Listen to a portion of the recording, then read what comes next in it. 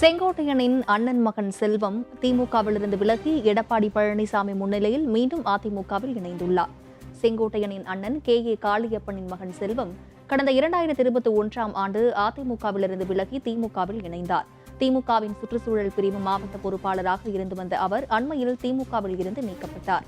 இதையடுத்து அதிமுக பொதுச் செயலாளர் எடப்பாடி பழனிசாமி முன்னிலையில் இன்று அதிமுகவில் மீண்டும் தன்னை இணைத்துக் கொண்டார். KK செல்வத்துடன் கோபிச்செட்டிப்பாளையம், நம்பியூர் ஊராட்சி ஒன்றியத்திற்கு உட்பட்ட 100க்கும் மேற்பட்டோரும் அதிமுகவில் இணைந்துள்ளனர். பிறந்ததிலிருந்தே அதிமுக குடும்பத்திலேயே வளர்ந்தவர். நாங்கள் எல்லாம் கூட்டு குடும்பமாக 1996 வரை ஒரே குடும்பத்திலேயே நானும் திரு KA செங்கோட்டையன் அவர்களும் ஒரே குடும்பத்திலே ஒரே வீட்டிலேயே தான் வாழ்ந்து வந்தோம். 2019 எனக்கும் அவருக்கும் ஏற்பட்ட கருத்து வேறுபாட்டால் அவர் செய்த சில வேலைகள் காரணமாக நான் இந்த இயக்கத்திலிருந்து வெளியேற வேண்டிய ஒரு சூழ்நிலைக்கு தள்ளப்பட்டேன் என்பது நிதர்சனமான உண்மை.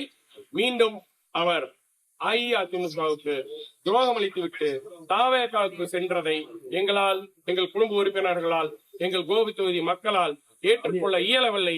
எனவே நாங்கள் மீண்டும் மாண்புமிகு வருங்கால முதல்வர் எடப்பாடியார் தலைமையிலே மீண்டும் இங்கே நாங்கள் வந்து சேர்ந்திருக்கின்றோம். கிட்டத்தட்ட எனக்கு தெரிந்து கோபி தொகுதியிலே 100க்கும் மேற்பட்டவர்கள் திரு KA செங்கோட்டையன் அவர்களால் வெளியேற்றப்பட்டிருக்கின்றார்கள்.